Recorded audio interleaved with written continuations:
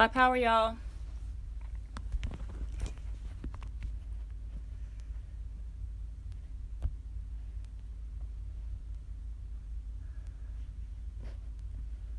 How y'all doing this morning? Dang, I can never pin. I can never pin that comment. I don't know why.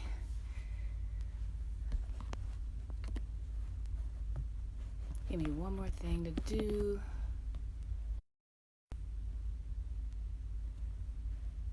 How y'all doing this morning?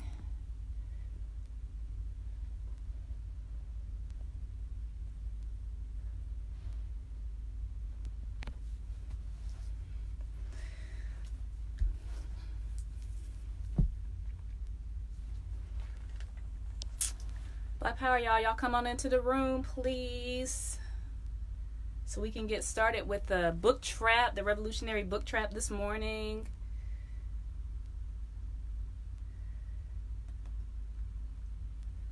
Black power. How y'all doing this morning?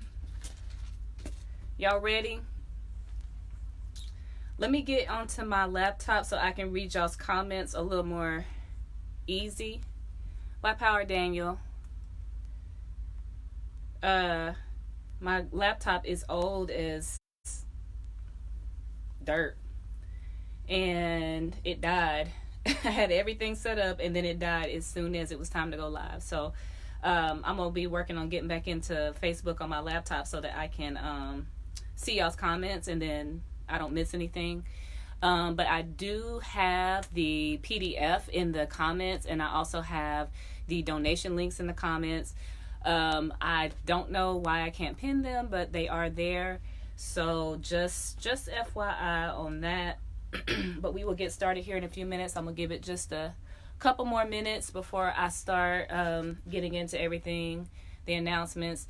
I'm here by myself this morning because my comrade had to work on the plantation, so you know how that is. But yeah, we're still gonna have fun this morning, and we're still gonna go over this. I mean, this was such a heavy piece of the book, and I mean, this is my first time reading this book. I'm really excited about it. Lots of good information, and I just can't wait to discuss it with y'all, see what y'all thought. So have your hashtag read that back ready so we can get into this black literature. Hold on just a second. Yeah, I gotta get a new laptop. This is pitiful. But we gonna do it. We are still gonna do it.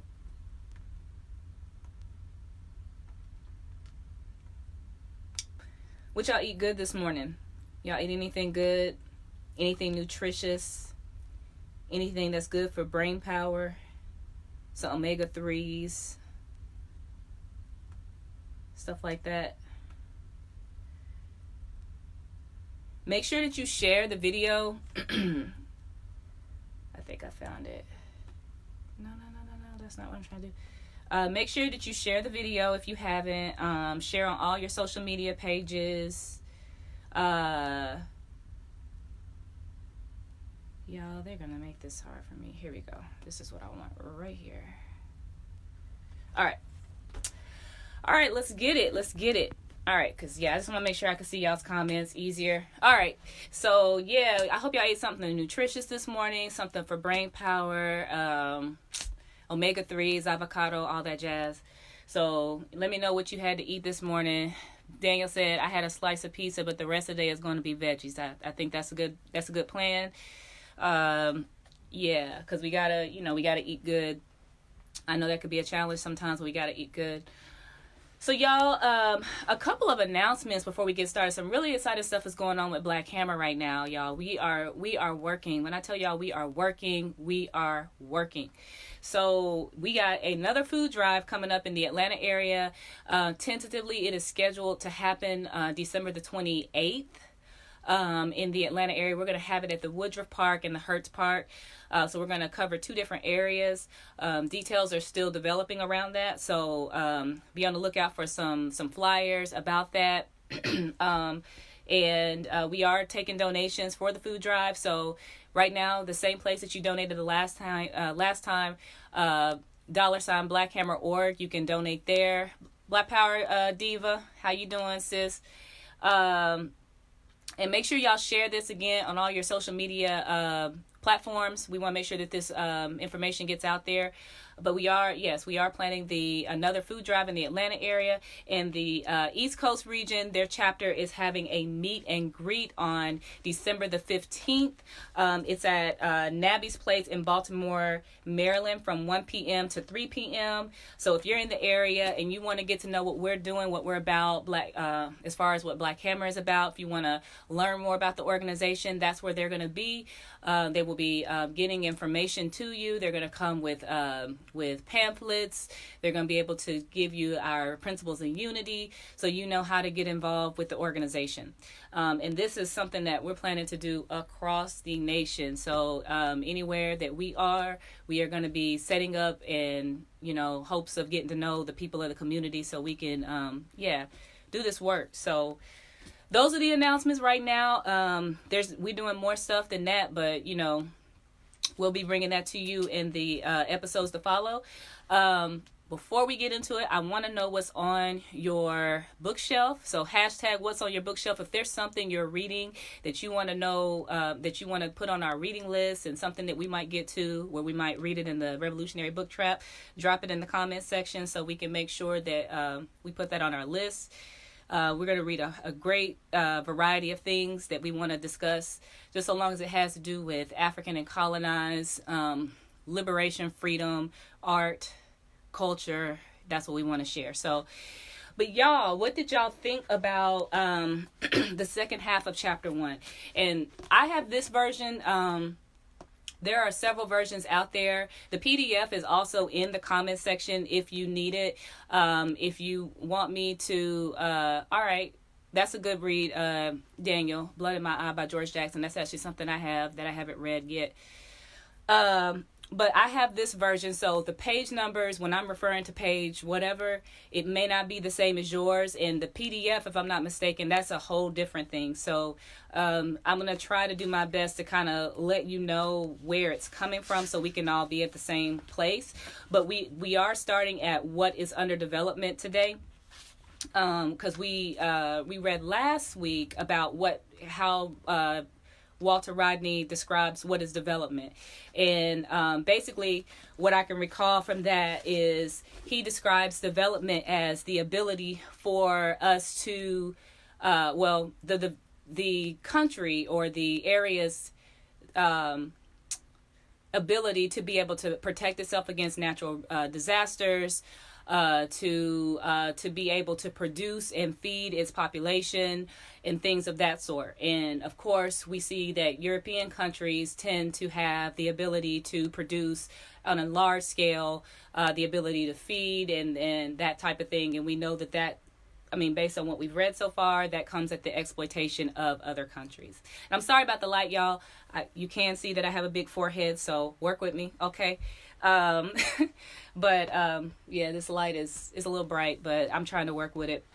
But today we're going to be talking about what is underdevelopment, and I definitely want to know what you guys had to think about it. I took lots of notes, and I'm going to do my best not to spend too much time on any one particular area, but I do want you guys to share and get people to watch, and then also if you have comments and things that stood out to you, make sure you drop it in the comment section.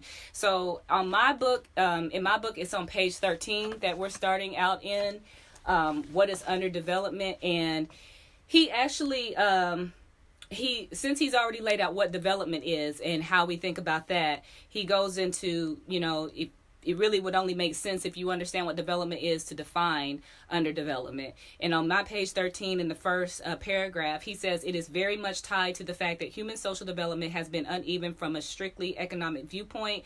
Some human groups have advanced further by producing more and becoming more wealthy. And I outlined that, or I underlined that, or highlighted that because I think that was something that we need to take into context when we're thinking about, we do have economic, you have to think about the economic implications when you're thinking about development versus underdevelopment. Thank you, Deepa, because I've always been a little bit insecure about my forehead, and this light isn't helping. So, but anyway, but yeah, so economic development and the ability, and when we think about economic, we have to think in means of not necessarily, money. We're thinking about resources and the ability to produce resources to support the population. And then also social development is what he also outlined here. He goes on to say that the moment one group appears to be wealthier than others, some inquiry is bound to take place as to the reason for the difference. So, of course, what do we see? We see European countries, they have this development, this, this industrialized, sense of socialization, all these factories and things of that sort, whereas these African countries or these indigenous countries do not. And we think that it's something to do with their failure to be able to keep up with technology and things of that sort. Let's see, socials. Okay, let me go back. So yeah, that's something that we definitely want to pay attention to here. Going into page 14, I thought I highlighted a paragraph here that I thought was very important. And this actually happens to be my read that back. But if you have a read that back, again, go ahead and post it in the comment section. But he says, and he's going into the comparisons in, Africa, Asia, Latin America, and then you're looking at countries or civilizations in Europe, North America, and that type of thing. It says a second and even more indispensable component of modern underdevelopment is that it expresses a particular relationship of exploitation. And this is something that we talked about last week. Black Power, Dia, I miss you, comrade. I can't wait for you to come back next week. I miss my comrade. Yeah. So, a particular relationship of exploitation, namely the exploitation of one country by another. All the countries named as underdeveloped in the world are exploited by others. And the underdevelopment in which the world is now preoccupied is a product of capitalist, imperialist, and colonialist exploitation. African and Asian societies were developing independently until they were taken over directly or indirectly by the capitalist powers. When that happened, exploitation increased and the export of surplus ensued, depriving the societies of benefit of their natural resources and labor. And that is an integral part of underdevelopment in the contemporary sense.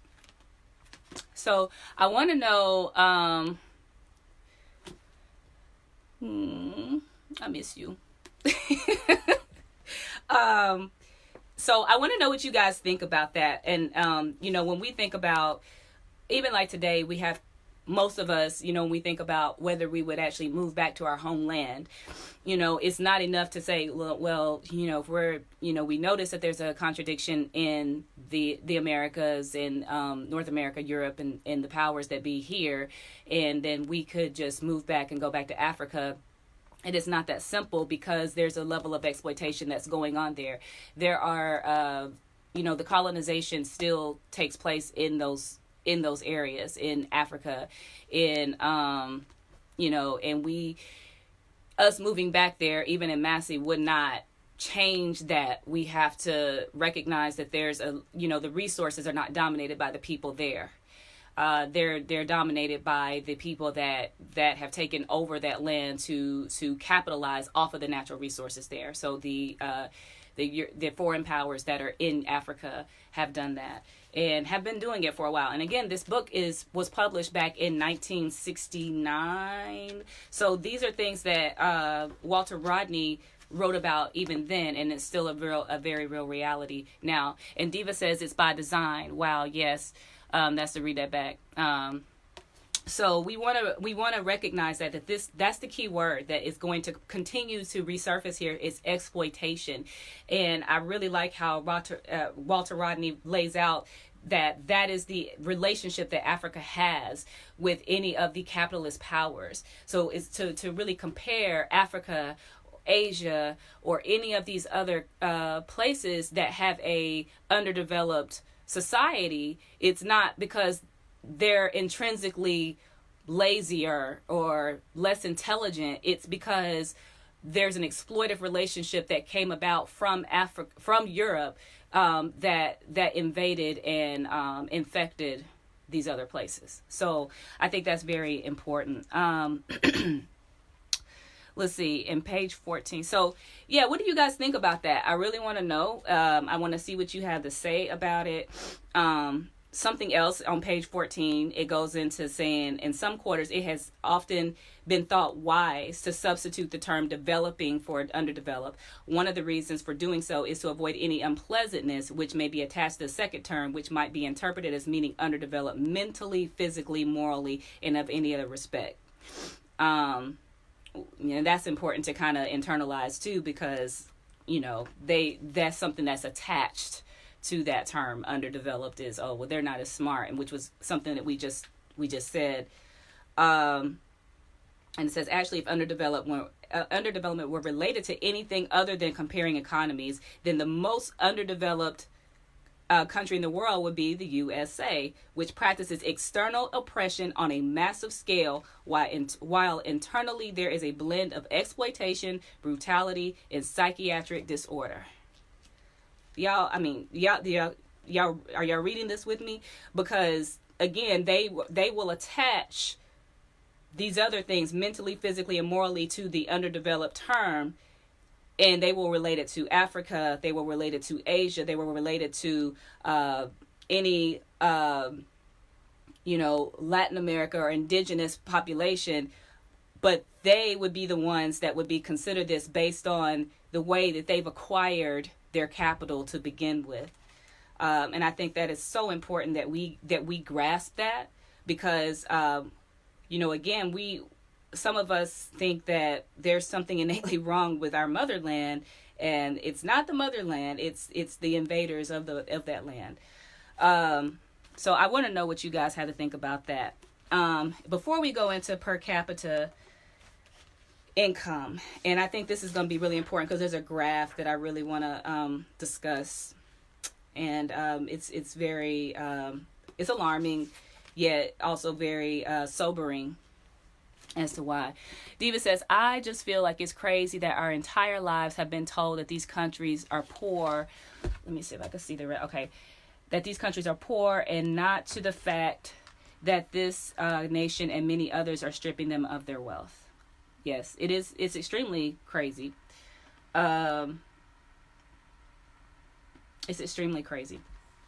And that's why we're reading this book, because leave it to any other text out there, something that you would have gotten in your colonial school setting. It will be just the other way around. It will be that this was acquired fair and square, and that these other countries were they needed help, and USA to the rescue, right? So anyways, so what do you guys think about that? Thank you, Diva, for that. Again, if y'all read that back, put that up there so we can go into that.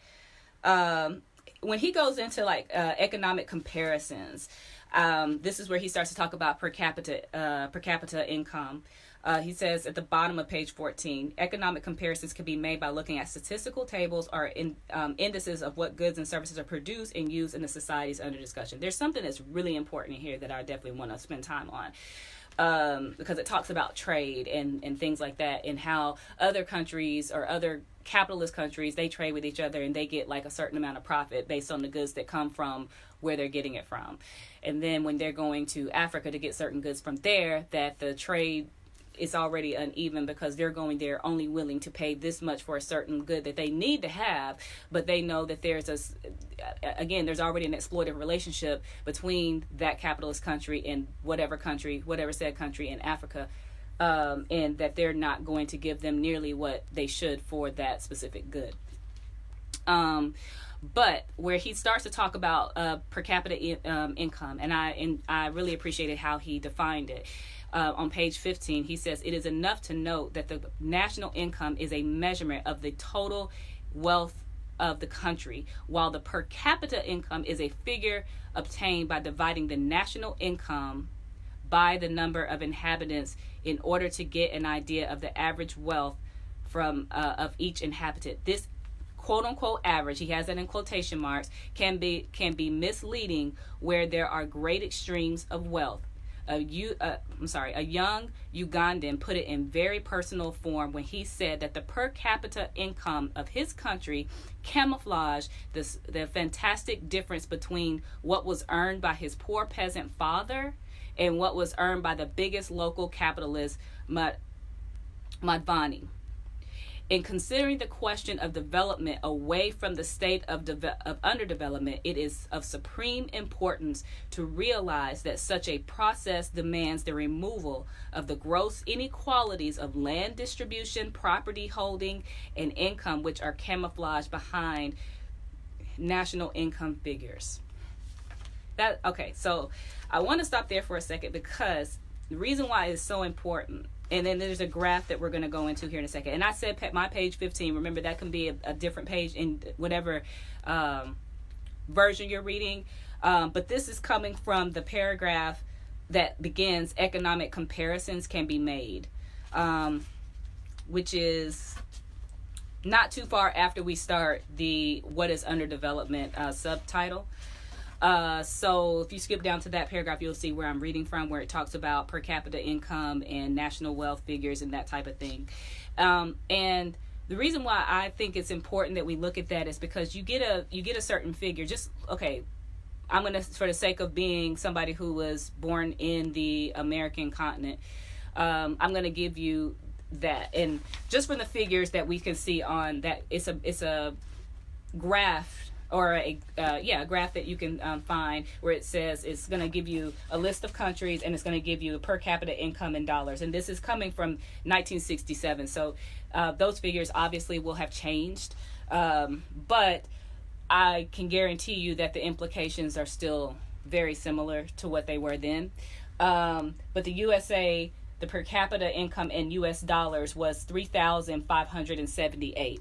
And then you go down and you look at African countries, and they give you Africa as a whole. In 1965, it was $140. Then they go down and they break down these different countries in Africa, and they'll tell you what their per capita figures are, which are very much still, that's an average. That $140 from Africa as a whole is an average of the entire continent. You got South Africa that has a figure of $543, and he talks about that, and that's the highest per capita supposedly in the whole continent. Then you've got Congo had $52, Malawi has $52. But what I'm saying, like as far as like the USA, do you think that figure applies to the African and or colonized families on a large scale? Those figures don't represent what our wealth would be from our families. In fact, we've gotten recent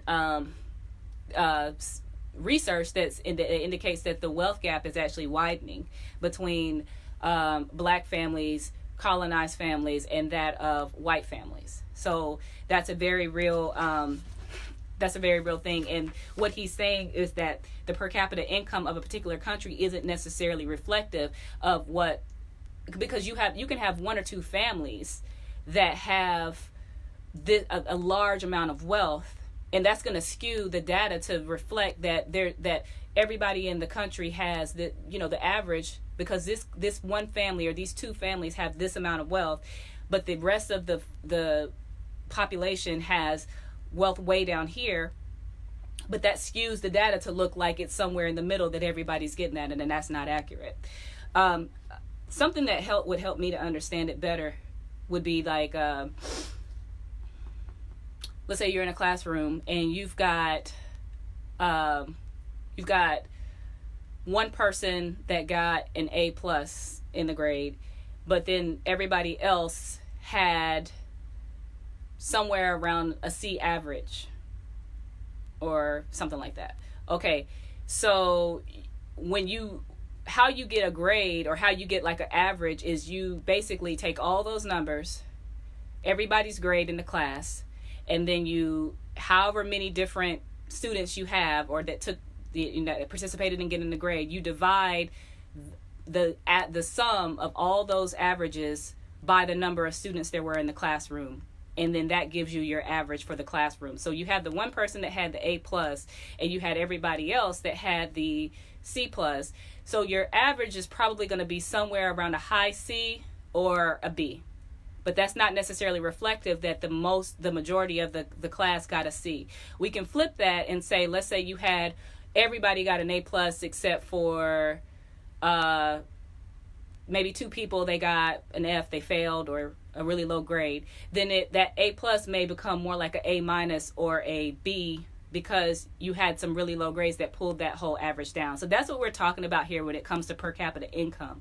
You have some very wealthy people in all of these countries, and that particular wealth figure is not truly reflective of what everybody has access to.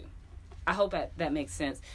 Okay, so Himani says, in addition to this reading, also reading Barracoon by Zorazil Herson, and After the Deluge by Kara Walker, not revolutionary per se. Okay, well, yeah, that'll be something we should look into, and we'll add that to our What's on Your Bookshelf. Thank you for that, Himani.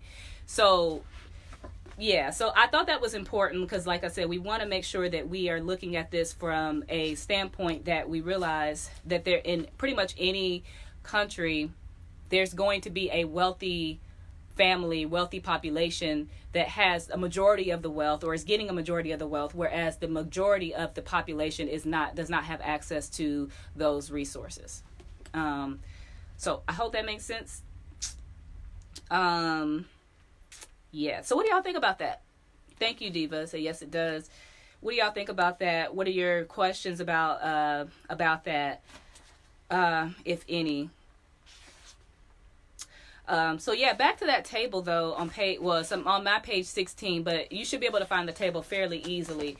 It's just basically going to give you a breakdown of all like these countries. You got Canada, USA, France, and the United Kingdom. And I want you to look at these figures. And again, this is from 1967, but you got 2247, 3578, $1,378 in France, 1,560 in the United Kingdom. Then you go down to Africa, because I mean this book is focusing on Africa, but you got the Congo has $52, Ghana has $198, Kenya has $107. I mean, just the stark difference. I mean, even as Africa as a whole, $140 as a whole, and this was in 1965. And again, those changes have not, those figures have not changed. If anything, they've gotten worse. The level of exploitation has gotten that much worse. Further down on page 15, it says the gap can be seen from the evidence is not only great, but also increasing. Many people have come to realize that the developed countries are growing richer quite rapidly, while underdeveloped countries, for the most part, show stagnancy or slow rates of growth. In each country, a figure can be calculated to represent the rate at which the economy grows. The growth rate is highest in socialist countries, followed by the big capitalist countries, in which the colonies and ex-colonies trailing far behind. So, I mean, and I thought that was interesting that the growth rate was shown to be that's highest in socialist countries, whereas socialism is supposed to be an enemy to everything, right? So I mean, thank goodness for research and science. But I thought that was something that was kind of important to kind of focus in on. But really, I really want to know your thoughts. If you're just joining us, make sure that you share it on all your platforms, share it in all your groups. We really want to make sure we get people out there to listen and discuss this book with us. This is a really important book. And again, my comrade and I last week, we were talking about how important it is. This is the only way that we can really learn about our history. This is the only way that we're going to learn about ways that we can turn around our conditions. So studying material like this is, typically they're not going to recommend these types of books in your colonial school setting, not even in your universities and your colleges. You have to actually seek this information out. So this is one of the few places that you're going to get information like this where we discuss it. So make sure you share it. Black Power Chikande, thank you for joining.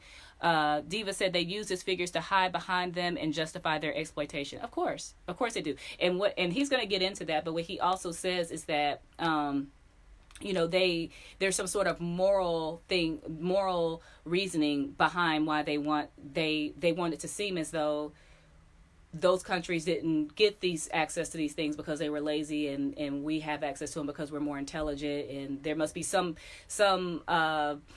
idealist reason why we're chosen to be in a better predicament than what they are. But also, the book club does serve as a fundraiser. So if you're able to donate to the book club, you can donate at BH Book Club. It's all together, $BH Book Club. I didn't say that earlier. The links are in the comments, so you can find the links there. You can donate to any of the other platforms to GoFundMe. You can also donate directly on the website. But this is so we can get this to be better. The presentation can look better. We want to get mics. We want to get actual cameras. We want to make it to where, this is going to look so much more professional than what it looks now. We raising money for that. Black Power Chikande. And so what do you guys think so far, though? Because this is, I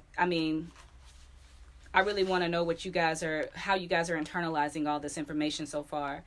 On page 6, my page 16, right after the graph, it goes, developed economies have certain characteristics which contrast from underdeveloped ones. The developed countries are all industrialized. That is to say, the greater part of their working population is engaged in industry rather than agriculture. Most of their wealth comes out of mines, factories, and other industries. They have a high output of labor per man in industry because of their advanced technology and skills. This is well known, but it's also striking that the developed countries have a much more advanced agriculture than the rest of the world. So, I appreciate that he's going into this here, because a lot of the countries, like we're talking about Asia, Latin America, he talks about how those are mostly agricultural countries, but he also says that the yields of those countries, their land, their agriculture is unscientific, and it still does not produce the amount of food and the amount of resources that it needs to actually sustain a civilization, which is why you see so many people starving in those types of situations. Black Power Robert, thank you for joining. Make sure you guys share if you haven't already shared it.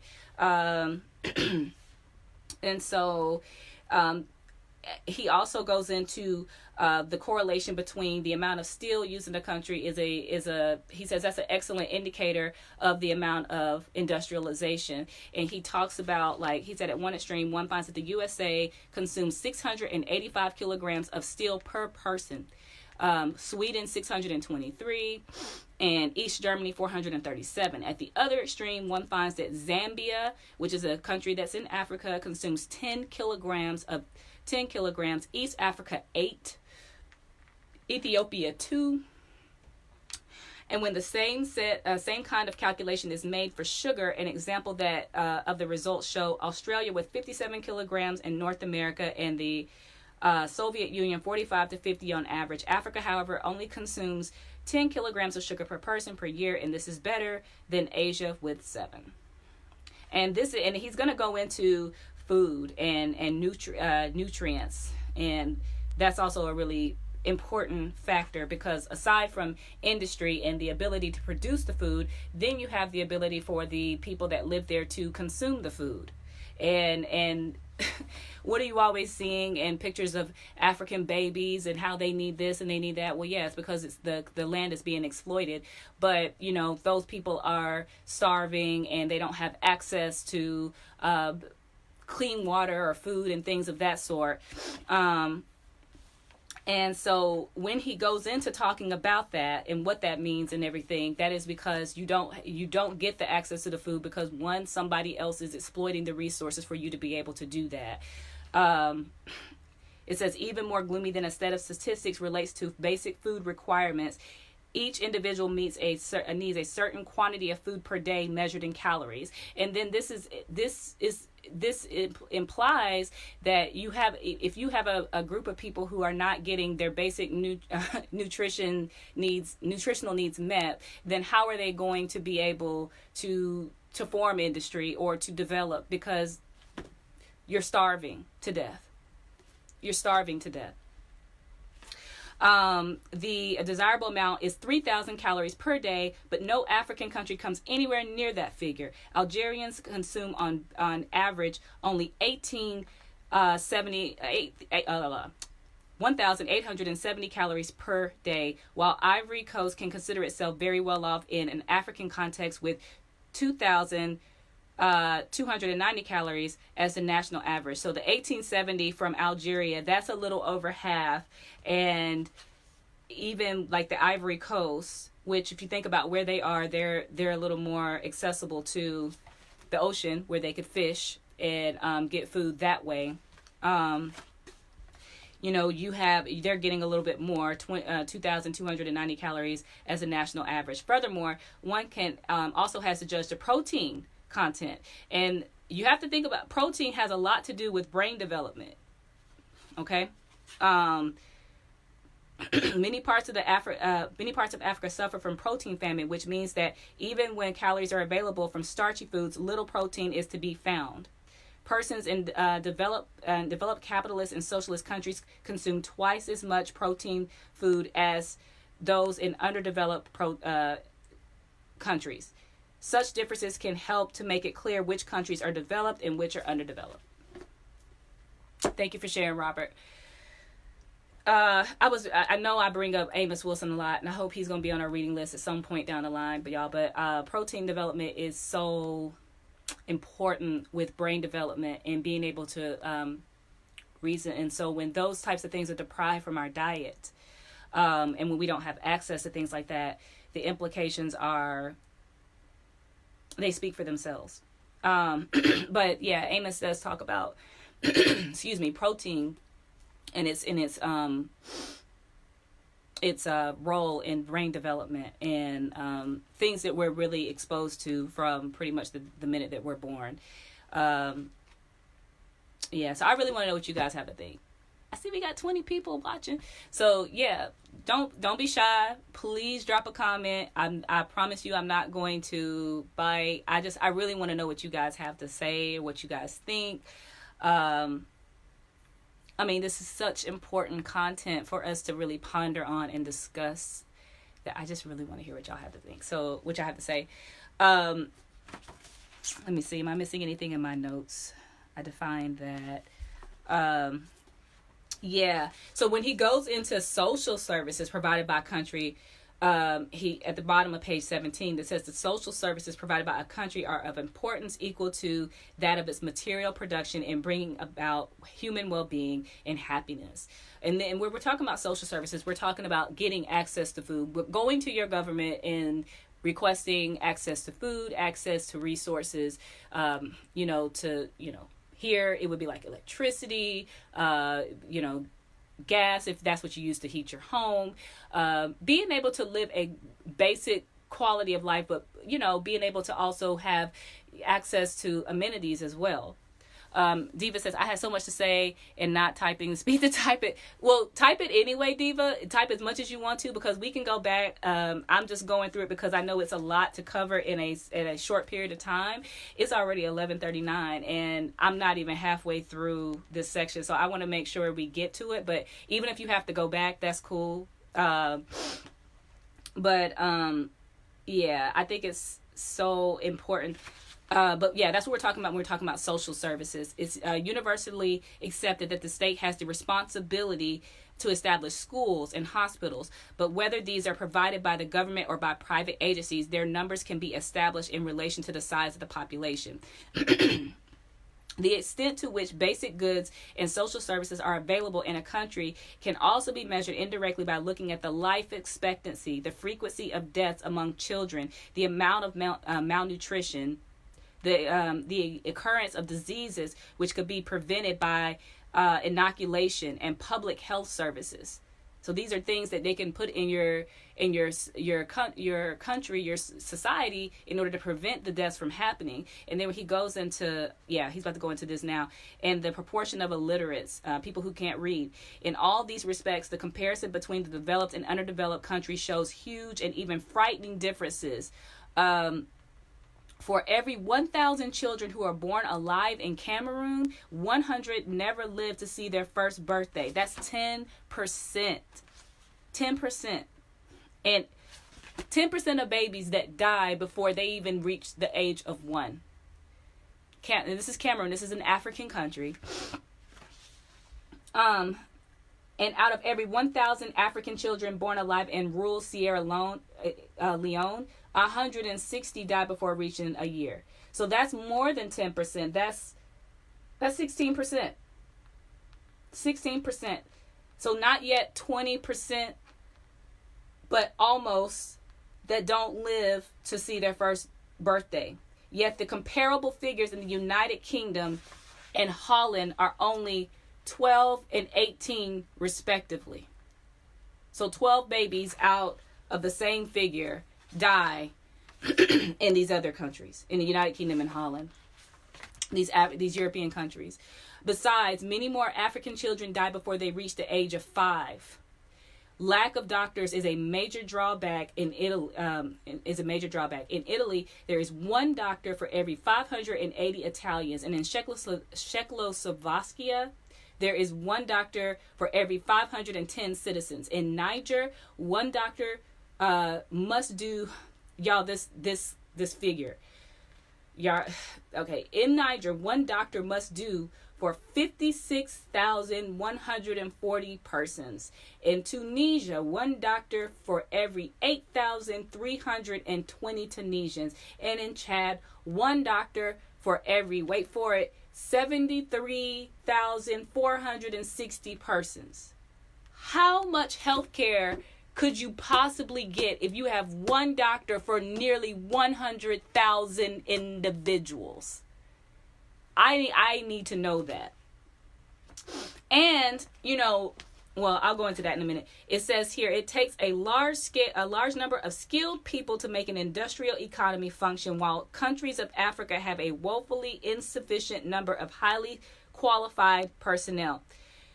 The figures on doctors just given confirm this, and the same problem exists with engineers, technicians, agriculturalists, and even administrators and lawyers in some places.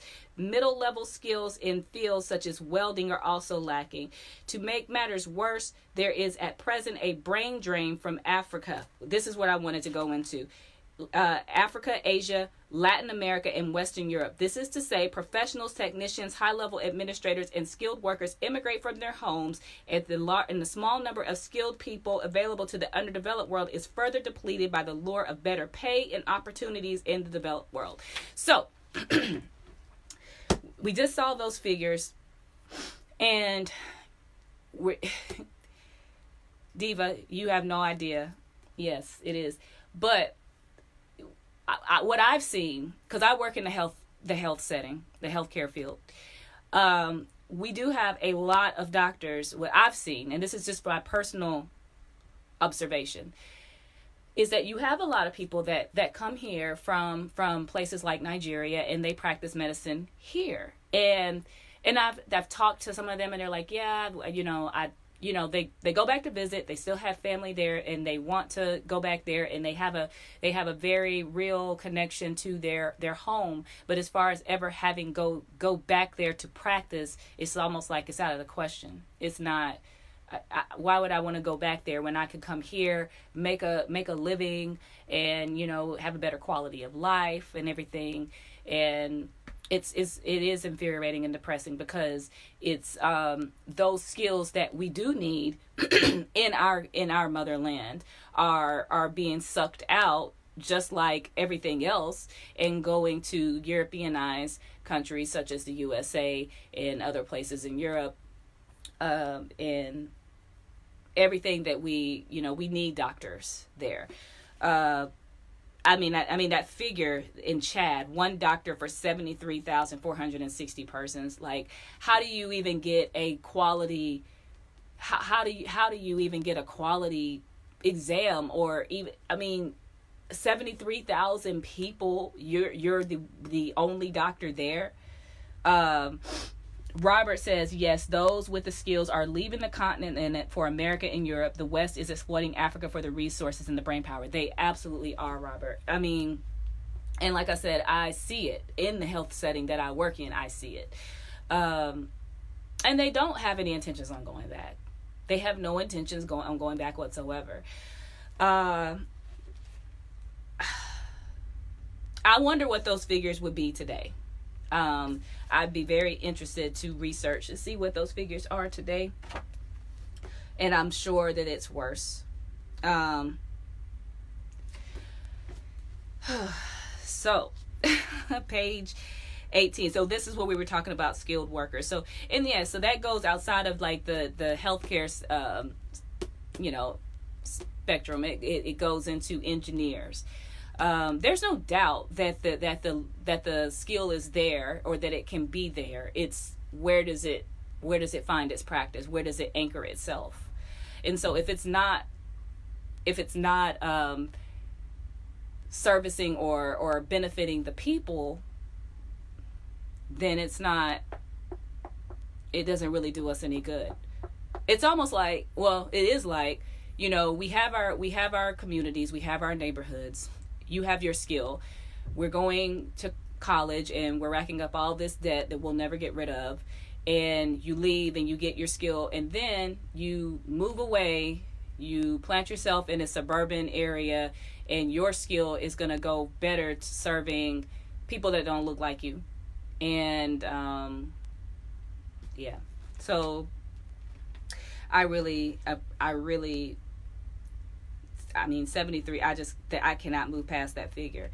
At the bottom of page 18, he says, lack of heavy industry, inadequate production of food, unscientific agriculture. Those are all characteristics of the underdeveloped economies.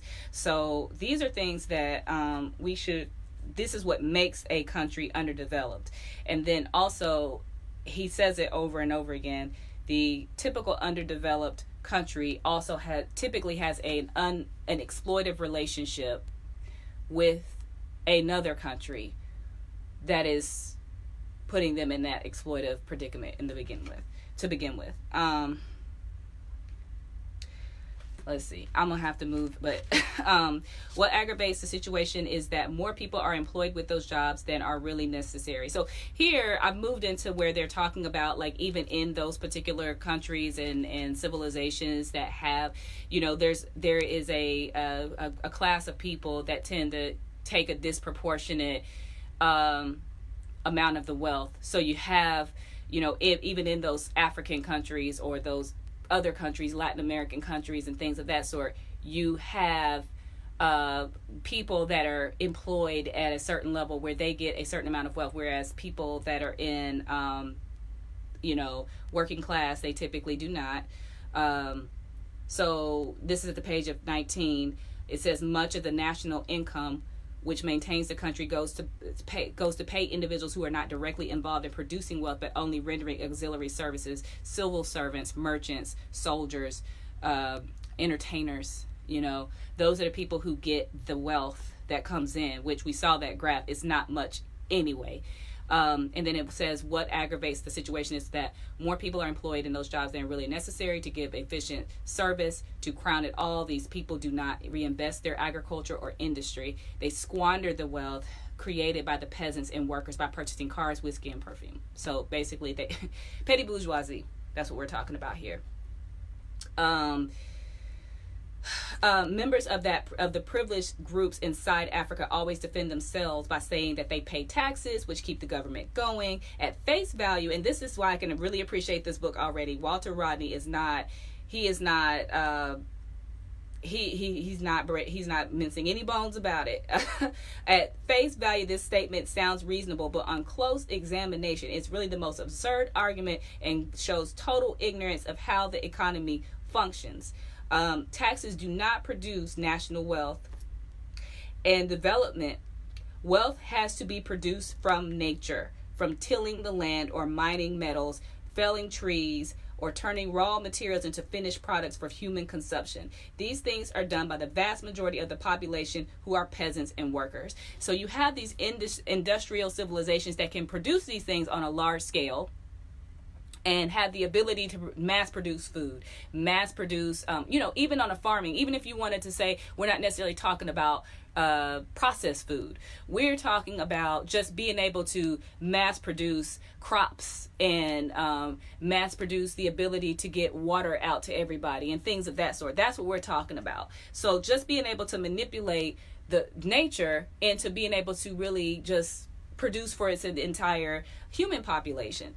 But they want you to believe that it's okay. Well, I'm paying my taxes. I work, so I'm supporting somebody didn't put a statistic up. Let me go back.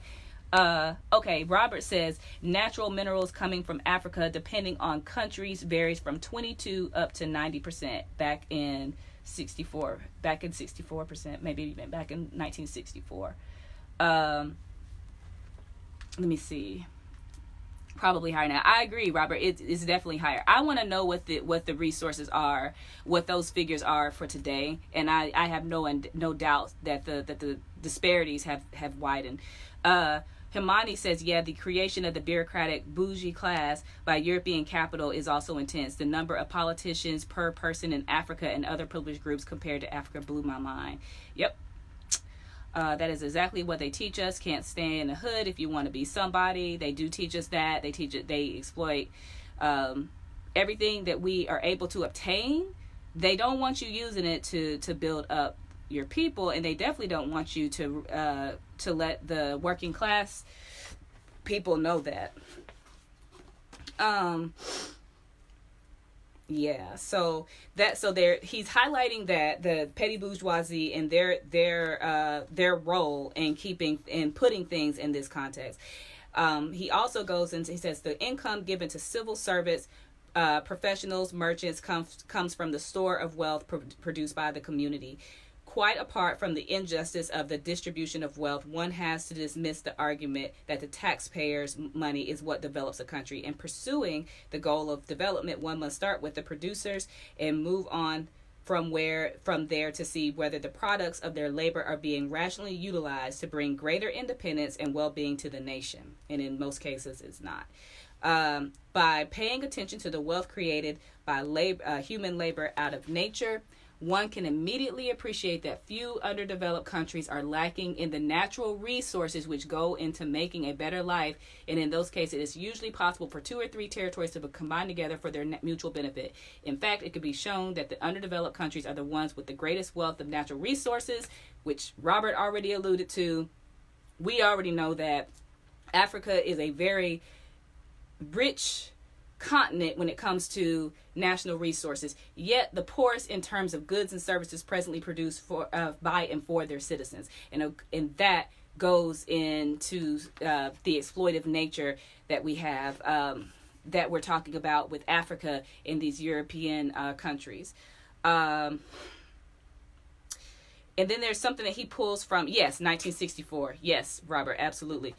Africa is well endowed with mineral and primary energy resources. With an estimated 9% of the world's population, the region accounts for approximately 28% of the total value of world mineral production and 6% of its crude petroleum output. In recent years, its share of the latter is increasing.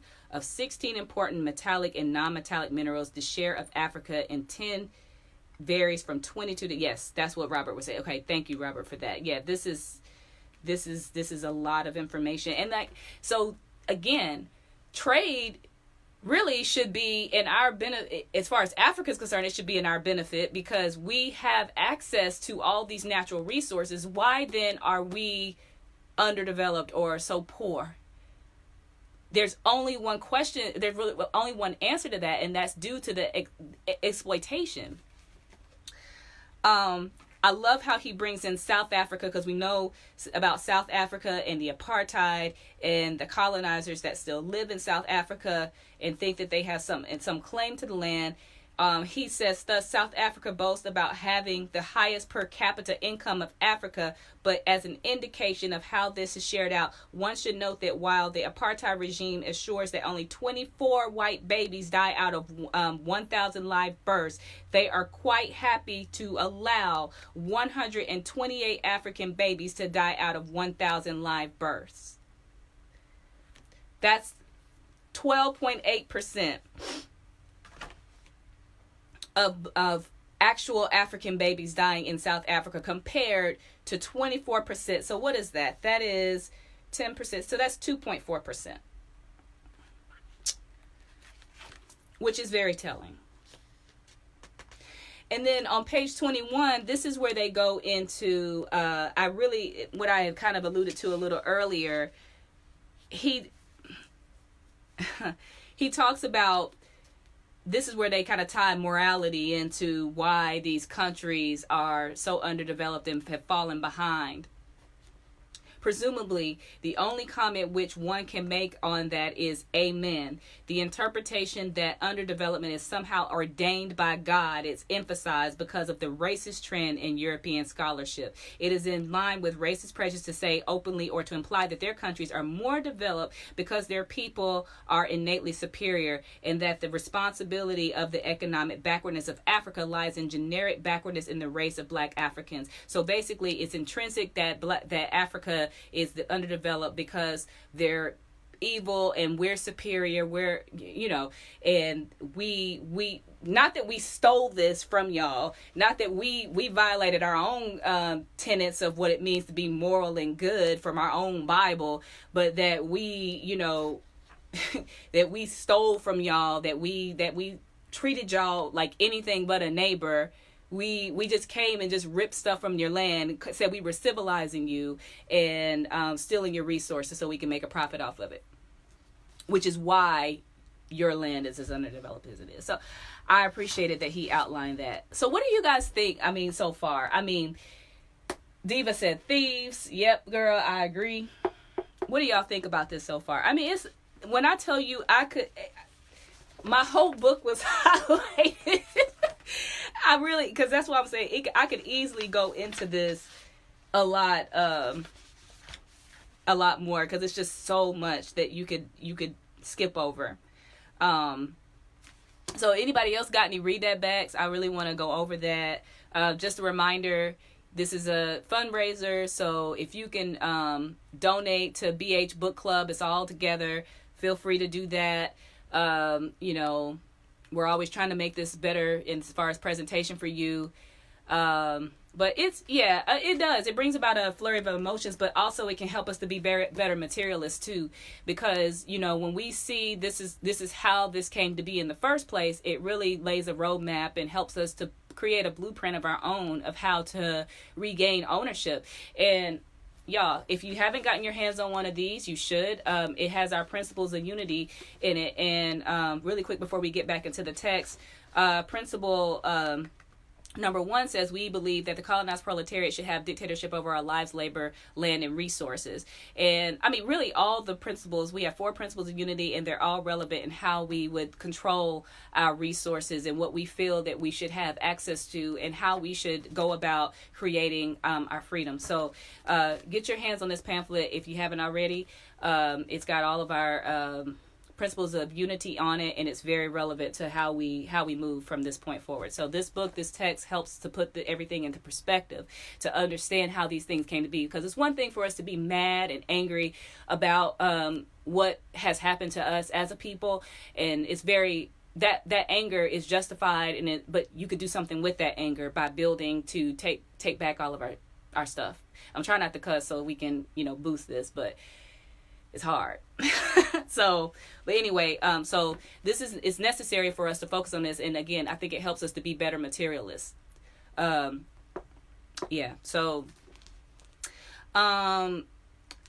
page 22, he goes into how, humans have, we've always used this environment for our benefit. And really, it could be a mutual relationship that we have with nature. And at one point, it actually was.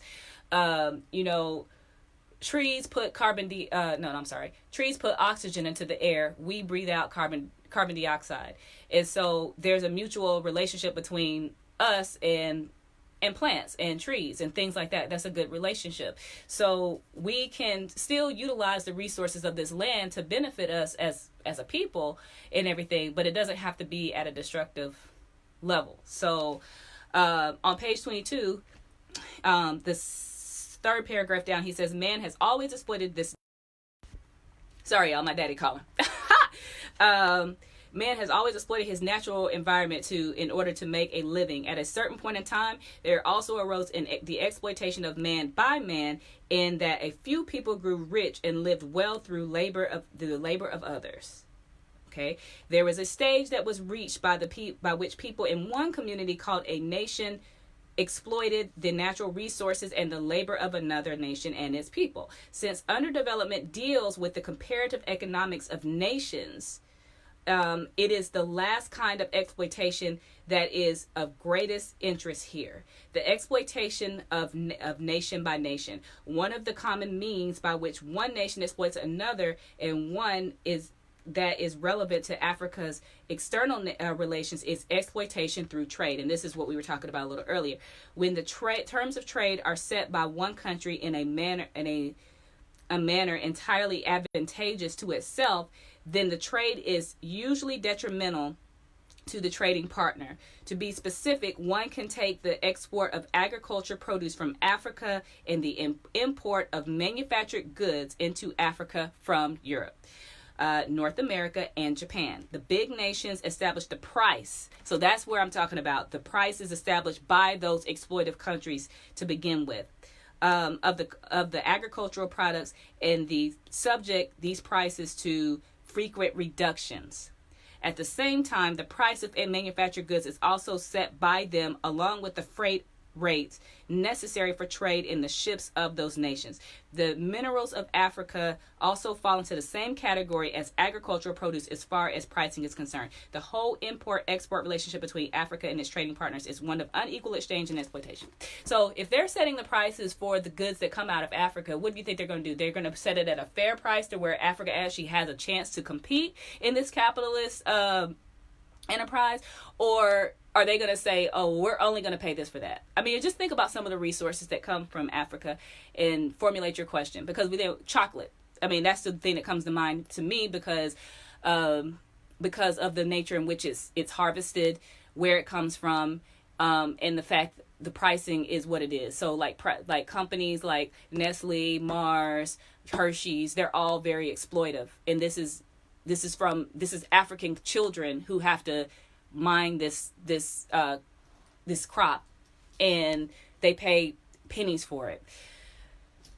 And you should, if you haven't already, you should look up the story behind how chocolate is traded. And there's a reason why some people buy chocolate that's like fairly traded, even though there's an exploitive nature even with that. But fair trade chocolate, and I don't want to, I'm not going to buy Hershey's anymore. And I mean, I think it's a noble thing to do, but that's just one thing of many that's being exploited at Africans' expense. And the trade prices that are set for that are indicative of that. And again, we're talking about 1960s here. So the prices, the trade prices, that not much has changed, but I'd be interested to know like how some of those prices, what those prices look like today. And my understanding is that it has gotten worse. So I'd like to know what you guys think. Black Power Jamal, thank you for joining us. Let me see what else you guys had to say. Himani said, for real, decolonization is about taking back our land and resources. Absolutely. This content is eye-opening. Robert, tell me about it. I mean, I had to reread some things just to make sure I really internalized it, but it's such important content. And I mean, I really think I'm going to be a changed person after reading this book. Yeah, y'all, it's a lot of really important information that we're dealing with here. And just really for context, let's see what Robert said. Think of how many Africans were killed by Leopold for rubber. and Africans didn't get any wealth from the millions of deaths of their countrymen. Absolutely. And Diva says, just fill me with this knowledge, because when you go around like I do telling folks how the U.S. steals everything by exploiting poor folks everywhere, it makes me sound crazy without having this kind of knowledge to back it up. And now, right, and now you do. And that's what I'm saying. That's why it's so informative. And again, I need you guys to remember, Walter Rodney was assassinated. He's not still here. I mean, and I don't know how old he would be if he was, but he was assassinated. They had to assassinate him for putting. I'm surprised this book is even still accessible.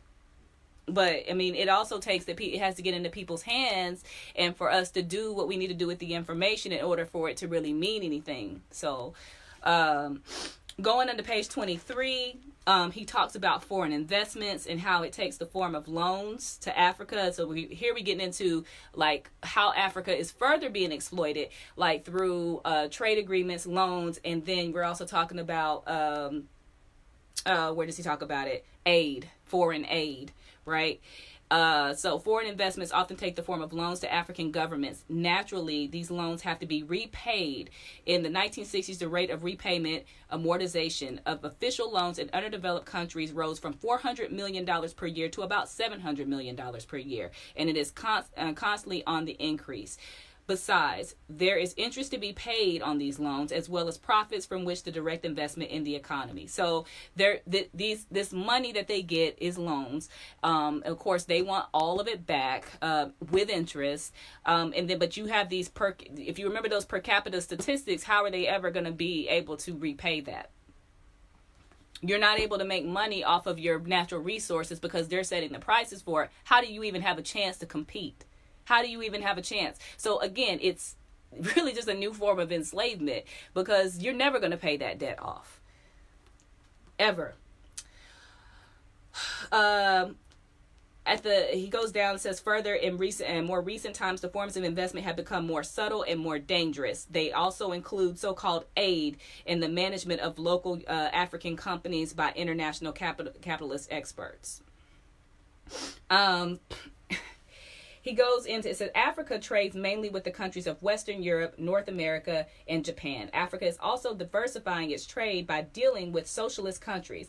If that trade proves disadvantageous to the African economy, then the developed socialist countries will have also joined the ranks of exploiters in Africa. So yeah, I agree. I totally agree with that, because if you're a socialist country, then I don't think you can partake in a trade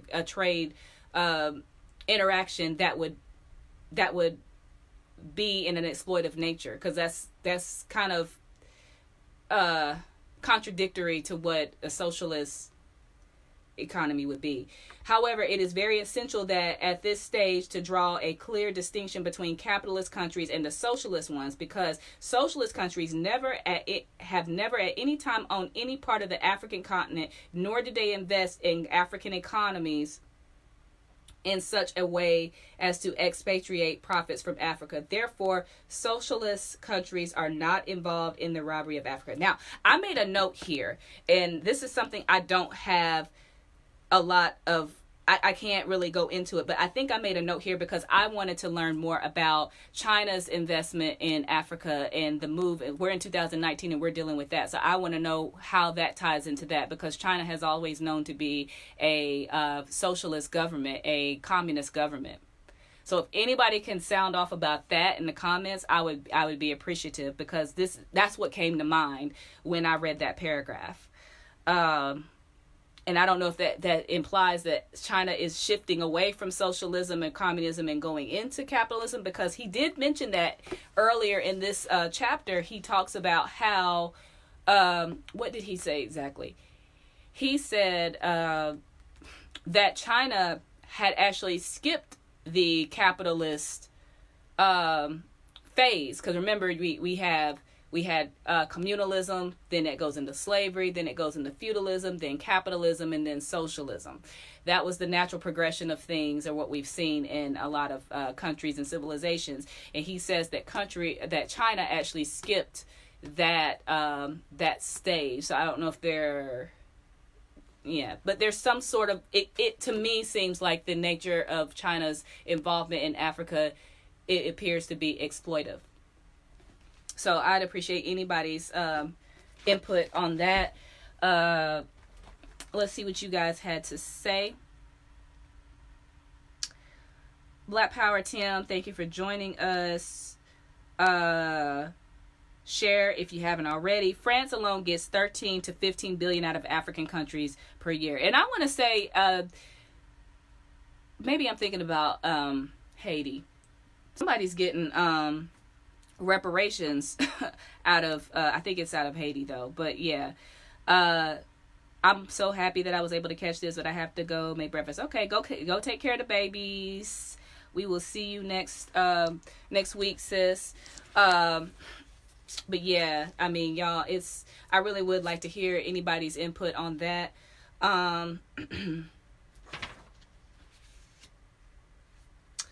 Let's see. I think I made some other notes. What do you guys have to say, though? I mean, there's a lot of information that we're going over, and if you have to go back, that's cool too. But I want to hear what you all have to say.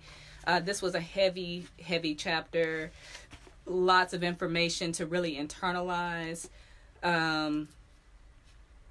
Yeah, I mean, I really want to know what you guys have to say. Really quick on page 185, because I know we're in the interest of time. I want to make sure we get through the entire chapter.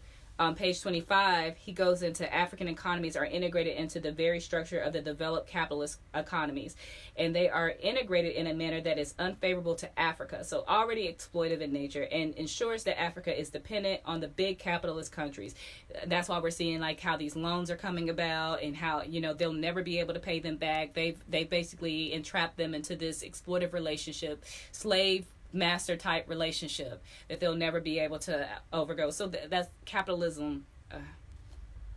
Most progressive writers divide the capitalist imperialist system into two parts. The first is the dominant or metropolitan section, and the countries in the second group are called the satellites because they are in orbit around the metropolitan economies. And so that's just basically where you have these countries in Africa that have these puppet regimes in place where they don't really have the interests of the people at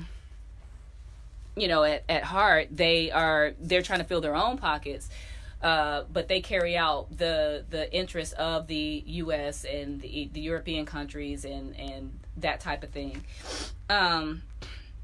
Something I think is really important here on page 25, he says dependent nations can never be considered developed. So any nation that is dependent on another for its aid, for its money, for its resources and export and that type of thing, that type of relationship, it cannot be considered a developed country in and of itself. It says it is true that modern conditions force all countries to be mutually interdependent in order to satisfy the needs of their citizens, but it's not compatible with economic independence, because economic independence does not mean isolation. And how I view what he just said there is, Africa is rich as it is in its natural resources, it would still need certain things to come from other parts of the world in order to make the industrialized or the economic development it would need to be able to stand on its own feet. But it doesn't mean that it can't be in a dependent relationship, which is what we're seeing. Africa is in a predicament to where it's being exploited, not where it's like, okay, we have these resources, you have those resources, we'll give you these resources for this resources, and it's kind of like a level playing field as far as trade goes. We don't have that right now. You have these capitalist countries up here, you have Africa here, and even though it has all these resources, they set the price for how they get those resources, and they really get nothing in return. It does, however, require a capacity to exercise choice in external relations, and above all, it requires that a nation's growth at some point must become self-reliant, self-sustaining. Such things are obviously an indirect contradiction to the economic dependence of numerous countries on the metropoles of Western Europe, North America, and Japan.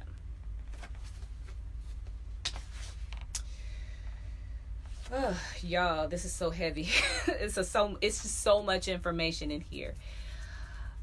Okay, so yeah, let me see what Robert had to say. So it says the Chinese are making loans to African countries with high interest rates. They they are also exploiting the continent for resources. They're now just solidifying their place on the continent. Yeah, that I just got the sense that it was an exploitive relationship, and I knew that it didn't seem like Africa was really benefiting from that.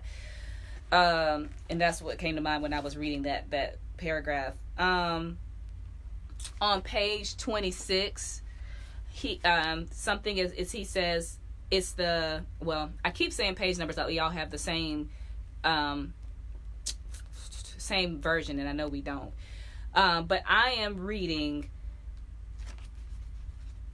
Oh, let's see. It's not far before the chapter ends, but there's a paragraph that says something as basic as language that has to serve as one of the mechanisms of integration and independence. The French and English that are so widely used in Africa are more for the purpose of African communication with the exploiters than for African with African. So I thought that said something that spoke to me as well. And it says, actually, it would be difficult to find a spirit which did not reflect an the economic dependence and structural integration. So it's like, in order to trade, even, you don't even have the ability. You have to utilize their language, and you're kind of on their terms. And I think that just kind of sets the motion, that the stone, what we're seeing, like, as far as like, you really don't have any type of control over in this arena, in this